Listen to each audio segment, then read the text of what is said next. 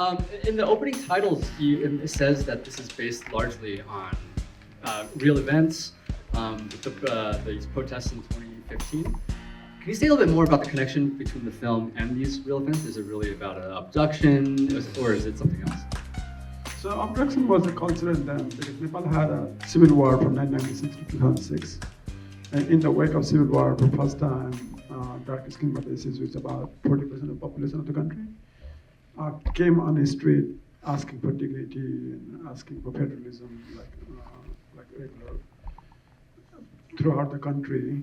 But the protest in 2006 and 2007 was suppressed very badly. Several were killed. In 2008, the protests came back again.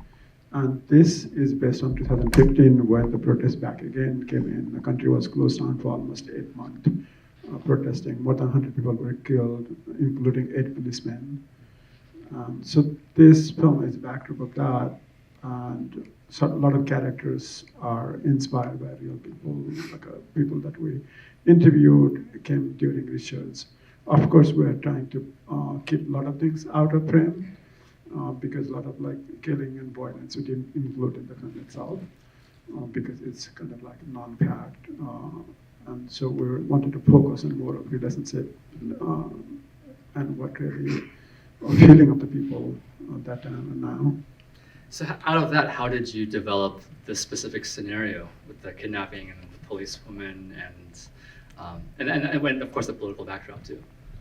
So the film is inspired by, it's not autobiographical, but inspired by me and my wife, who plays the lead in the film. She's also a co-writer. So we wrote it together. She comes from a light-skinned Pahari ethnicity, and I'm from a dark-skinned. And so since we started dating, being together, even my life was totally new for her. Like a lot of things that she experienced through like being us together, that was kind of like inspiration for the film because I have been thinking about making a film about me, my community that we grew up growing up. Like for us, even getting a basic ID like is a nightmare. You can be stopped by police, not sure in the restaurant. But you are a large population in the country where you were born, your ancestors were born, you were growing up, but you used to always be the other. And for her, it was a new experience. We started to be together. And for me, like I grew up like that, so I don't fight back immediately, or sometimes like I know how to be quiet. But for her, she didn't know that, and she started to argue, started to fight back, and the experience that she had was an inspiration for this film, and that's how we started. Like why did we construct a story in a way that is outsider's POV, and as she comes into the community, she comes with that understanding of surrounding, like this dark-skinned population are the Indians, that the Indian immigrant creating trouble in our country, they're taking our opportunities. All that is the mindset as she coming in, but as she gets into the case, is to understand more, as she goes beyond her comfort zone, she has a different perspective. That's what the whole idea about it. And so, like, that's how, like, we based on a female character, because we wanted to be in this town, backed up a protest. We thought that police pursuit would be the best way to come in, because that was the hardest relationship between two communities, because most of the police officers are light skinned, they don't speak the local language, they're outsider. So it felt like a right choice to be in that moment. And we started, with that basis, we started research and interview a lot of police officers. And interestingly, we found that a lot of female verdict police officers who joined the department that time were queer. And for us, that felt more authentic to bring a character to Pooja to be queer and to celebrate her in the film. And so we chose that way. And because in our process, we start writing. As we start writing, we start going in community, start interviewing people. So film Getty started to develop and took this step. Yeah, she's such an interesting character, right? She's like, we've seen other kinds of movies where we have a policeman with a chip on his shoulder and needs to like solve some crime, but she kind of, that outsiderness brings a different dimension to it. But it does me have me wondering, how did you conceive of this film as genre? Is it a police police procedural? Is it an action thriller? Is it like a revenge story? Because there's a moment in the film where somebody says, oh, you watch so many Bollywood movies, right? So you're definitely aware of like these conventions, but yet the film feels like something else. So if you could speak a little bit about genre. So I was always in made drama films, socio-political films. So for me, this was like I wanted to try a genre platform, but it's still not like, I think one of the things that I like someone like Fincher, I've been watching this film for a long time, and throughout like in other part of the world as well, genre films. But one thing I didn't like in films like in Fincher, where like whoever doing a crime is always like created in a way that they are not normal human being. For me, it was like not that part of thing. Like I wanted to understand why these people did this crime, where it's coming from. So for me, it was not only just finding of this kid, but was finding like why they kidnapped in certain first place. So for us, was not direct procedure, but in a way like in the process of looking for these kids, all the detour that we take and to try to understand the place that we are and the characters, the people that living in, try to understand why these people are violently protesting on the street, why there are hundreds of thousands of people, population on the street protesting.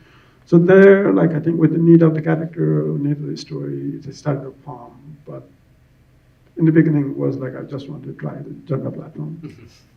And I'd like to extend this question to Vivek, the composer too, because thinking about this as genre, but also something else. So yeah, if you could say something about your approach to the music.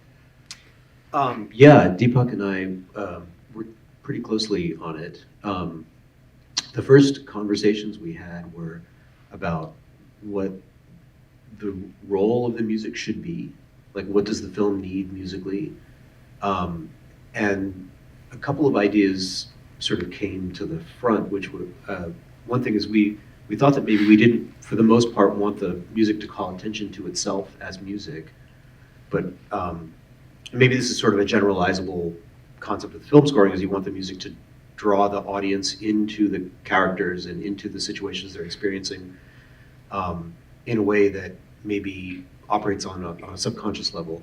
But the other thing is we decided that the music needed to infuse a sense of urgency into the film. And we also didn't necessarily want it to sound like South Asian music per se. There are some South Asian colors in the score, but it's mostly a geographically non-specific score, and we wanted it to sound modern. So those were sort of the specifications, as you will. Really just became a matter of we very carefully spotted the film, scene by scene, frame by frame, and talked about how do we want the audience to feel right now while they're watching this film? What do we want them to, what dots do we want to connect for them, and what sort of dramatic questions do we want to half pose that they can then complete the circle themselves? I'm mixing metaphors here, but I think you know what I'm saying. So the idea was to sort of invite the audience to connect the dots themselves without necessarily hitting them over the head. So we wanted the score to be subtle but also present and active, and like I said, to sort of infuse a sense of there was a lot of tension in the film, but what we decided was it needed maybe a more urgency, which is similar to tension but different. And so that became sort of the kind of the general roadmap for how to execute the score. And really the guiding principle was just how do we tell the story effectively and really just draw the audience into the film. And hopefully it worked. Yeah. I'd like to ask a question to the camera team. So Sheldon and Riley. I assume you're based in LA. I don't know if you've filmed in Nepal before, either of you. So I'm curious how much of this was kind of figured out from afar, or how much of the look and feel of the film did you get when you were there? All right, how did the environment kind of impact the way that you approach the image? Well, first, thanks for coming. There's a lot of people from LA who made the drive down, so thank you for coming. I think with the visuals, I owe a lot to this guy right here.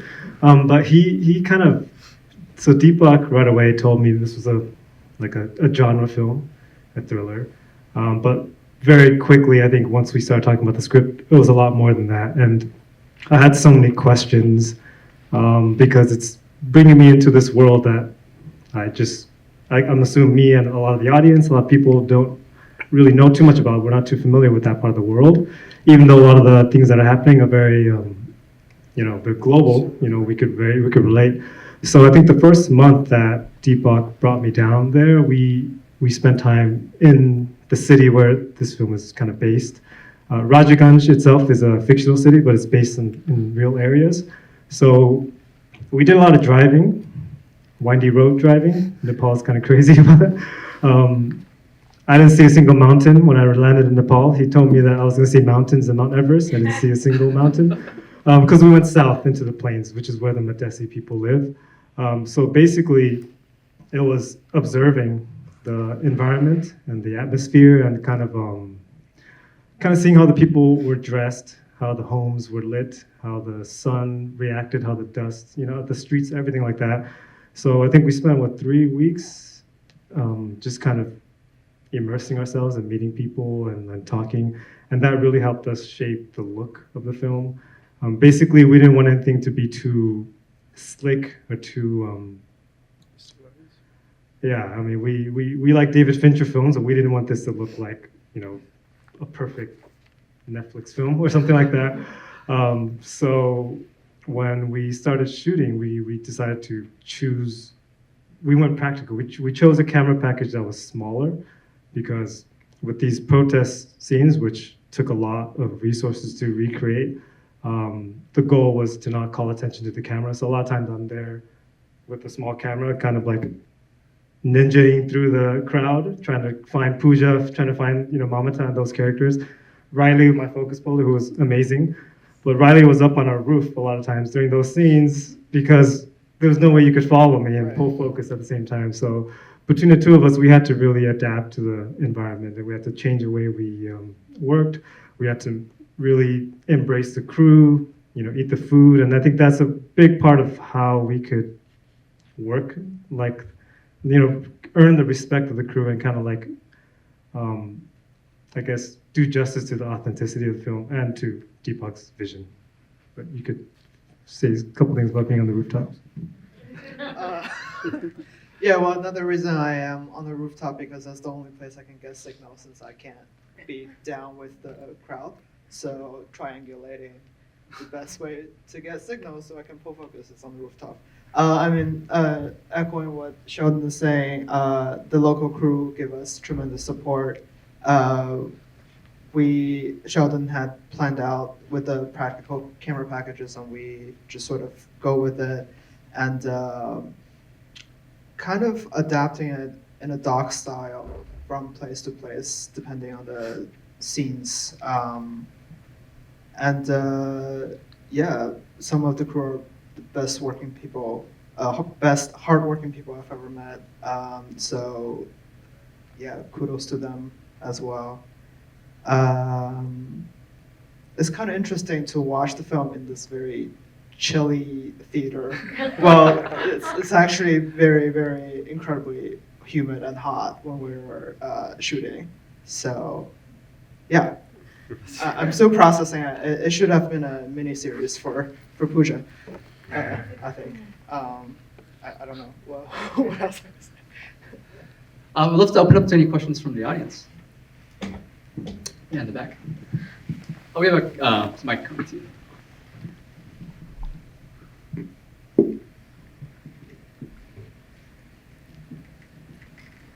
First of all, thank you very much for this beautiful film. I really enjoyed it. My question is a follow-up to Brian's question about the genre. This film reminds me a lot about Akira Kurosawa's High and Low. Its depiction of the city.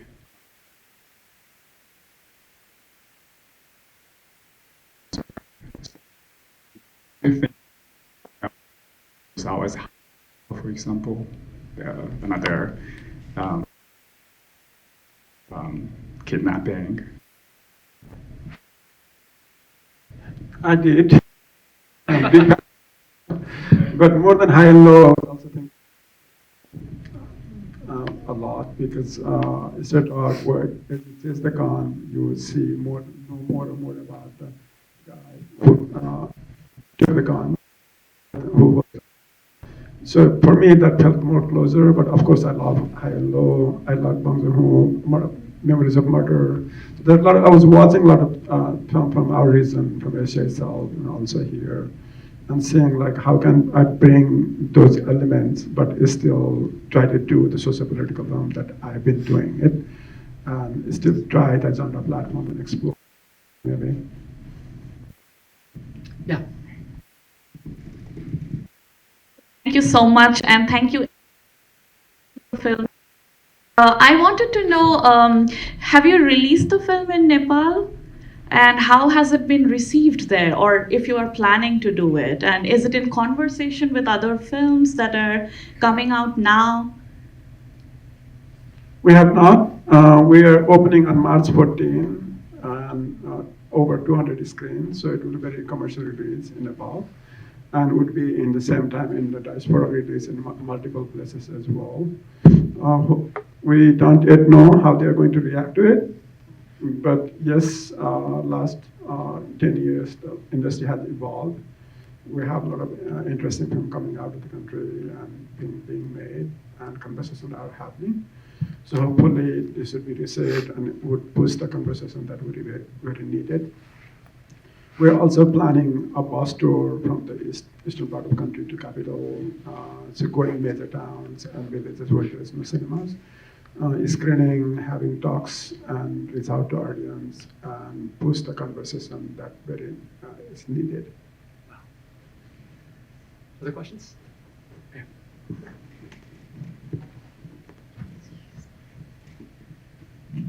I just wanted to, I appreciate the craftsmanship from all four of you. I'm a huge Fincher fan as well. I love hard-boiled detective movies. What I like most about the issues that you present is that I had apprehensions from the descriptions I've read and the short trailer I watched. I didn't know if I would relate to it, but there's so many universal themes. You talked about having to embed yourself quite literally in the town that you, and they had similar political. Was there any pushback from the town from either sides of the culture, saying this is not how the story should have gone? Should there have been more resistance, or should there have been more of a greater fight? Thank you. Of course, they didn't know the story. They didn't have a script. We'll have to wait like how they react to the film once we release it. But during shoot, yeah, we were scared like how the town is going to react to it, because we were recreating protest. We were recreating there were large scenes, and it was not a quiet shooting, so everyone knew. Almost all from the town may have acted in the film.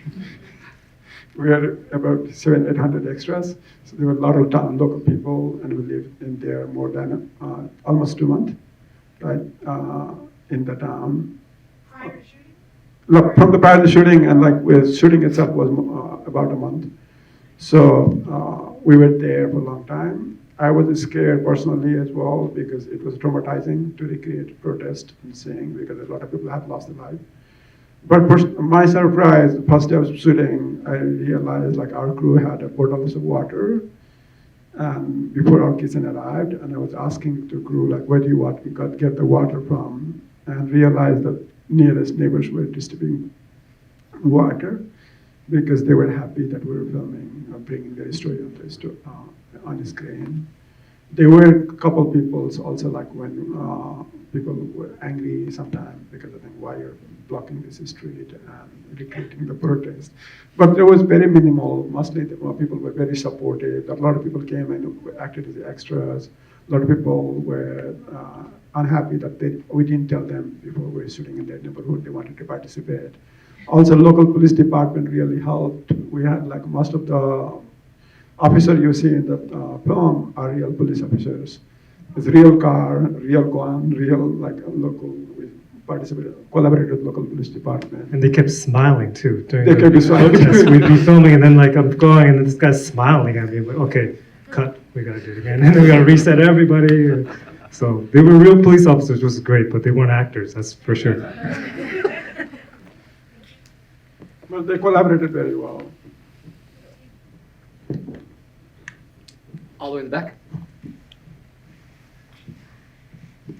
Hi, thank you so much for being here. I think the biggest draw that I had watching the film was Pooja themselves and having not just multiple facets of their character. Can you guys tell me how the decision process was in creating kind of her backstory and origin story and how that you decided to embed that into the narrative? So, like earlier I said, like Pooja was inspired by Asa, who plays Pooja in first place. Like it was our relationship. Mamta was inspired by me in some way. So we were like basing on ourselves to build the character, but again in our process, and it is not autobiographical, so it's not entirely us. And for us, like once we started working on character writing, we based a lot on in interviews, meeting people. So as we started to interview officers from that time, the character started to get evolving. So it's a mix of like research and mix of our lived experience and who we are. So that's where we're drawing from. And it's similarly a character like Saraswati, the kidnapper herself. It's also based on the interviews, it's based on the cases that came from. What you see had happened to her in the school, the whole tumor drama was real, had happened to the person. And once we discovered that, it felt like a very good example because the Nepali schools are governed by elected body of parents in public school, supposed to be governed by like that. And it's very like, if it gets allowed to function the way it should be, it's very democratic. But of course that doesn't happen. Most times like outsiders take over the schools even in the Madhya area and they try to rule. That's what had happened in this school. And that felt like really example case for how democracy should function anywhere. And so we thought like that's a good example. Why don't we pick that character and develop into a society? So those are the characters where most of them coming from the research. Yes.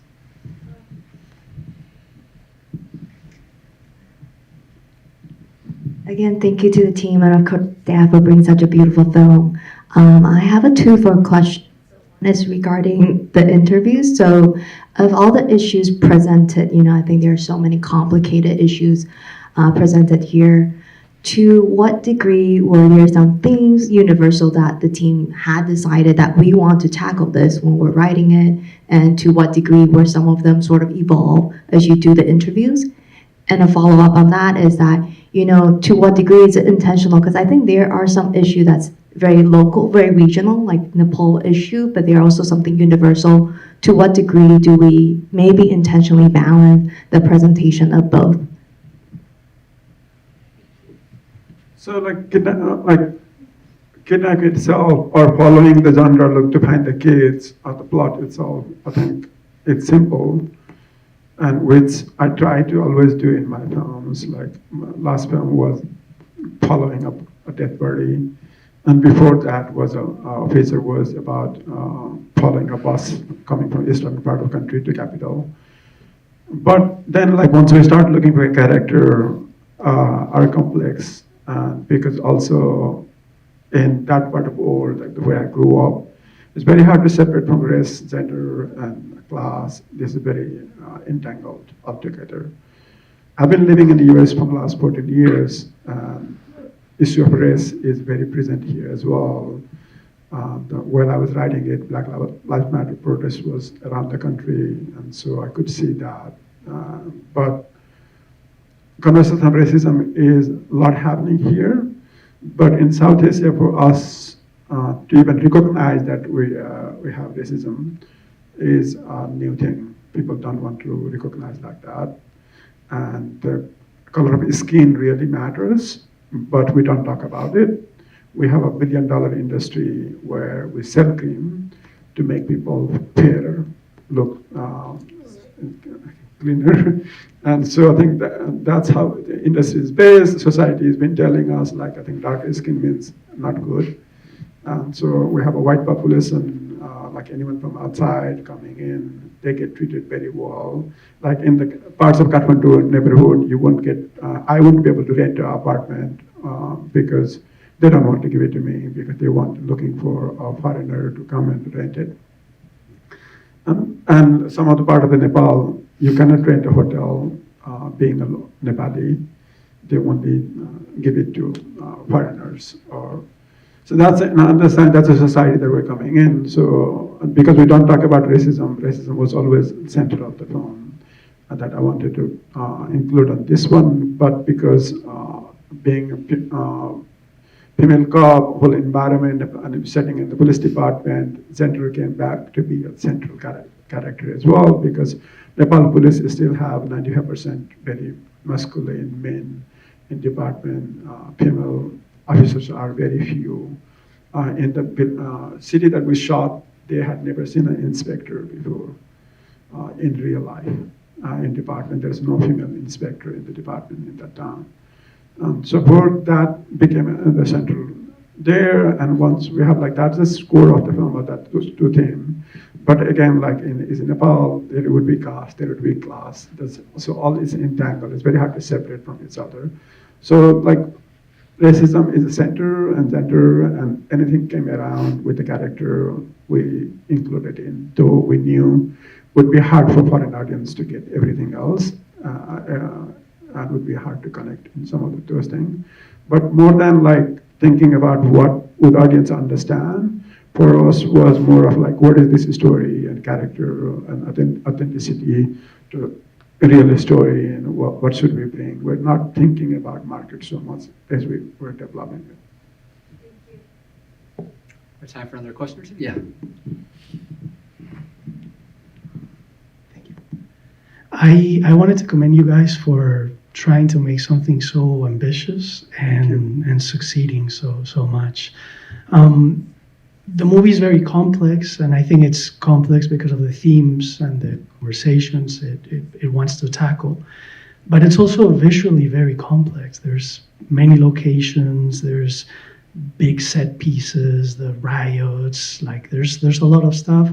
And so I wanted to ask Sheldon if you could expand a little on the process from tackling something that feels so big and ambitious and turning it into a film that, like you guys were describing, so grounded and so real and so naturalistic. Like, what were the guiding principles for imagining the visual language for the movie?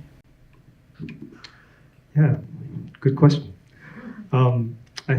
What we wanted to do pretty early on, well, right away Deepak had me watch films such as Son of Saul, which is a Holocaust film, but you don't quite see the Holocaust, you feel it because the whole film is through the perspective of one character. The camera just follows him. So that was a pretty big reference for us as we were kind of recreating these protests and these riots, because it is ambitious and there's so many people and it requires so many things that happen correctly each take for us to successfully capture, the scene.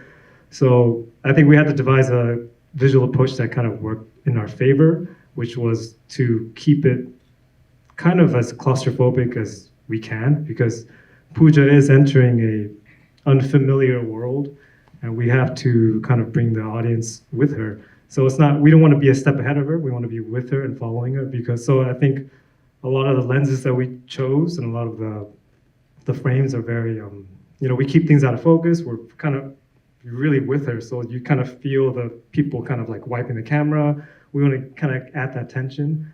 And when there's a scene with like a lot of people as they're kind of devising the plan, the blueprints and all that stuff, we wanted to, we have a lot of people in the room, but then a lot of times we're focusing on her. We keep her in the center, and a lot of times we'll like push in pass other people into her.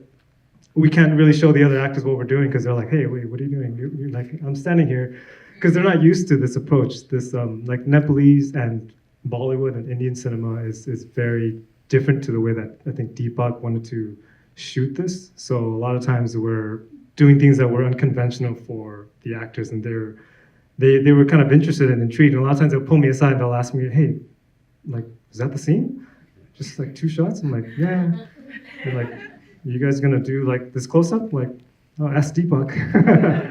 But a lot of times we did things that were unconventional. Another film we watched was Cold War. Very, very good Polish film. I hope it's Polish, I think it is. And they do a lot of things that are unconventional. So I think those 2 films and some thrillers that we watched kind of guided our approach. And we just needed to be smart about it because we couldn't show giant, wide shots to show like the whole city. Although some of the scenes you see there are actual stock footage, right? They're real documentary footage. 2 shots only. Yeah. 2 or 3 shots. Yeah, so then we kind of use that to kind of blend into it. Just piggybacking on this, a few days ago, the projectionist emailed me saying, is this movie supposed to be this wide? Because this is wider than even the standard like 2.35 scope. I don't know what the aspect ratio was like. 2.76? 2.76? Right. Yeah, like, that's obviously a choice. And I think it's speaking to what you're saying. But it's so interesting, like 2.75, and yet you're thinking about it as not wide, but rather kind of cramped, maybe? Yeah. So yeah, I don't think there's anything else you want to elaborate about the aspect ratio. Well, you want to say a few things? Go ahead. That was a discovery too, because the very first, I think, idea we wanted to do was we even decided to go 4x3, which is closer to a square. But it was last year where Deepak flew me over to University of North Carolina where he was teaching, and we kind of used his students to practice and do a couple test shoots, and we shot it the way that we had in mind, like 4x3 square, like wide lenses, close, and that just wasn't working. We didn't say that it wasn't working, but Deepak kept asking me, oh, what do you feel about this? And I'm like, why? Later on, he'll come back to me and they'll ask me the same thing, like, do you think this was working? Hey, why don't we try this? And then I think from that we realized, okay, something wasn't working. So while we were prepping and scouting, we decided to completely switch it, which is go really wide, but with longer lenses, compress the frame, keep everything out of focus, make it just her story. And I think that ended up working. That super wide aspect ratio is also from like our limitations. Also the camera and the lenses itself gave us a native ratio that's similar to that. So we didn't want to crop it and lose too much. So we kind of like split the difference. So 2:5:9 is the final ratio. Sorry. It was 2:76. And then It was like, okay. I think we cropped a bit. So I think just to add on that, like, because our characters are very self-conscious, all of them, in some way, they are concerned about understanding how people have been looked, because that's how we grew up in some way, like how you have been watched and you've been like looked at. So we wanted to be close to our characters, but at the same time, we also wanted someone else to be in the frame and always feel that turbulence, feelings up together. And that was not, 4:3 was not giving that. It was cropping all out. So we wanted to be wide in a way we're close, then also we have everyone, most times there is someone else in the frame being framed together. It's very interesting because I don't understand the language in the scene, so all I could focus on was just the people. And after a while, I sort of get what they're going after. And to me, fully focused for this film, it felt very character-driven and emotionally charged, every scene. And now watching it for the first time, I finally realized how much plot every scene has, which is a revelation. and I think that just speaks to their approach, that they're not going at a thriller from a plot-driven approach, I guess. So yeah, I think that adds to how they use this method to shoot the film. Any last questions from the audience?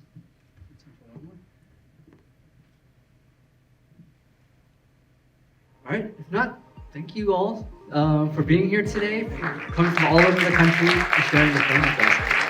Thank you to the audience. I know many of you are from many places also. And also, I forgot to shout out the Women International Center for helping to get the word out as well. All right, thank you. Thank you so much.